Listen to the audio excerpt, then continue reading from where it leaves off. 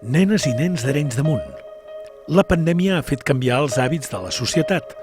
Per això, la nit tan especial que espereu també ha patit canvis.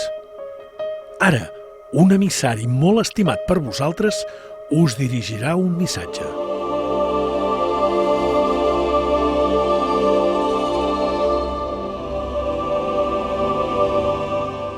Estimats nens i nenes, falta molt poc perquè els Reis arribin al nostre poble. Com ja us hem anat dient, els Reis vindran a veure fent una rua per tot el poble, que passarà sense aturar-se. Els Reis us demanem que guarniu els vostres balcons i finestres i els espereu amb les bombes i els fanalets.